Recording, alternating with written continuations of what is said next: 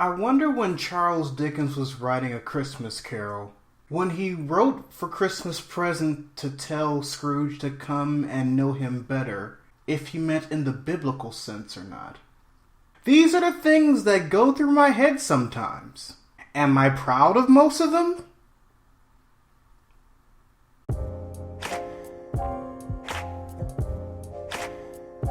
Merry Christmas, readers. And for those readers who don't celebrate Christmas, then happy holidays to you. But at the same time, I hope that you do not mind if I spend this Readus Relives talking about one of my favorite Christmas stories, A Christmas Carol. Now, as I stated in a video I did for NaNoWriMo this year, Charles Dickens, and more specifically, A Christmas Carol, was a great influence in how I write and how I view storytelling as a whole. And since it is Christmas, I thought it would be fitting if I talked about my favorite interpretations of this story, at least on film. So here are some of my favorite interpretations of Charles Dickens' A Christmas Carol that I have seen in movie form, starting with the very first one that I ever saw, the 1938 MGM version of A Christmas Carol, starring Reginald Owen.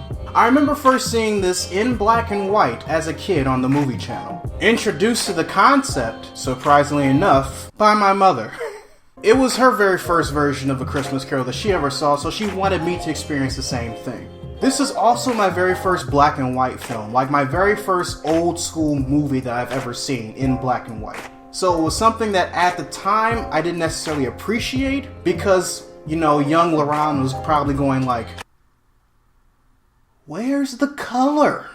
I mean, it's fine and all, I like the story, but where's the color? I don't understand. Nowadays, thanks to my love for film in general, I have a really big appreciation for old school black and white movies. And at the time, I had that opinion because whereas this was my very first black and white movie throughout, it was not my first time exposed to the medium. My very first time exposed to the medium was the original Wizard of Oz, also made by MGM. But, as you know, the transition from black and white to color happened very quickly throughout the movie. Overall, at the time, this being my very first exposure to A Christmas Carol, I was intrigued. Reginald Owen was my first Ebenezer Scrooge. Gene Lockhart was my first Bob Cratchit. Barry McCrae as Fred was very chipper and everything, and I liked that about his character, and I liked the way he portrayed that character. Albeit, later on with different interpretations, I'll later find out that this is how that character is supposed to go. Especially when I first read the novella. In comparison to the novella, it definitely took liberties, but they weren't that big. But like I said, I didn't read the novella until I was probably in 6th grade. Because at that time, I had just found out that Charles Dickens was a really big deal. And from there, we can transition to the second version of A Christmas Carol that I saw, and one of the most memorable, Mickey's Christmas Carol. This special was memorable to me in many ways. The most important way, and the way that everybody over the age of 25 is probably going to hate me for, and claim that I never had a childhood because of it, is because this was the Disney special that introduced me to Scrooge McDuck. And that's not to say I never saw DuckTales, I just never saw it when it was relevant to everyone who grew up in the time that I grew up in. As a matter of fact, the only Disney cartoon during the Disney afternoon era that I actually remember watching and wanting to watch was Darkwing Duck. Not even Tailspin, Laron? I mean, it was good. It wasn't something I was psyched over. Darkwing Duck was a fucking superhero. What else do you want from me?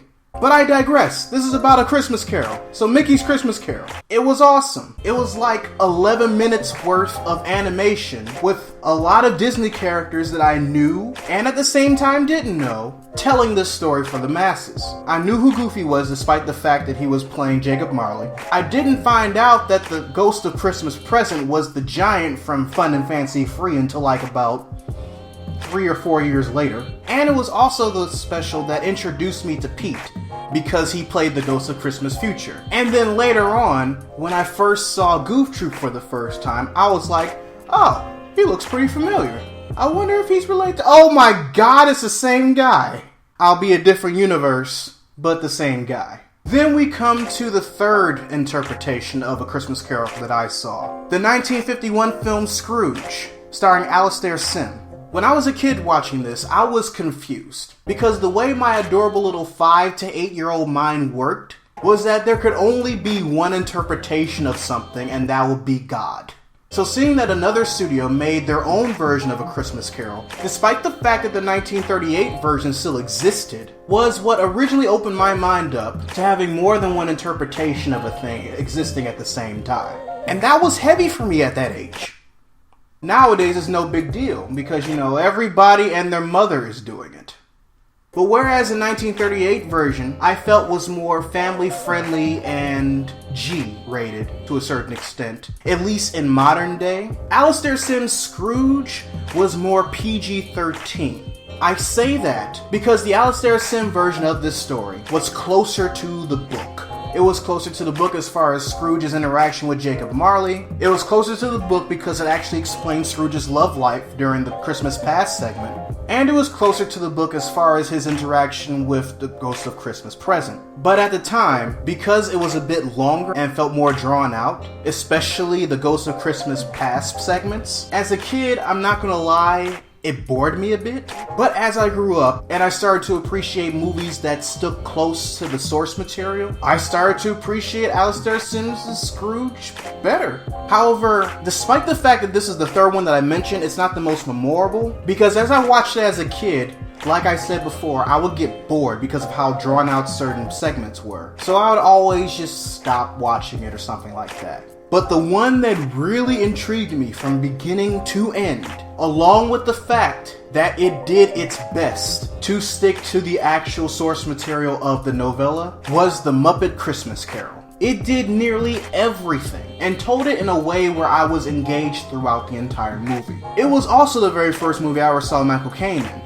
Gonzo is Charles Dickens, Kermit the Frog was Bob Cratchit because of course he is, and the movie to this day has my favorite interpretation of the Ghost of Christmas Present and Future, with the runner-up for Ghost of Christmas Present being the 1938 one I saw first. Now, out of these four movies, if I were to pick favorites, as an adult now, in the case of grown-up Laron, out of these four tellings of A Christmas Carol, my favorite is a tie between Scrooge and The Muppet Christmas Carol, because they were so close to the source material. And now being an avid reader who has gained an appreciation for Charles Dickens' work to the point where I actively channel him into my own writing, it's always fun watching these movies and seeing how they bring Charles Dickens' pages to life in their own unique ways.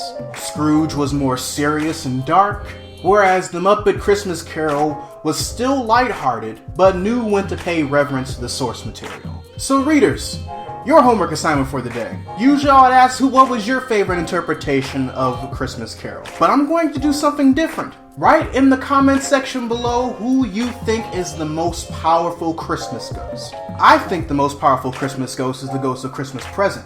Even though he technically only has power throughout the 24 hours of Christmas, he does a lot with that power. He can alter course of events and people over the course of that 24 hours. And there is a new Christmas present for every single year. Only instead of it technically being the same individual, it's a different one. Sometimes a man, sometimes a woman, and they're all related. Sure, he has a 24-hour lifespan, but still.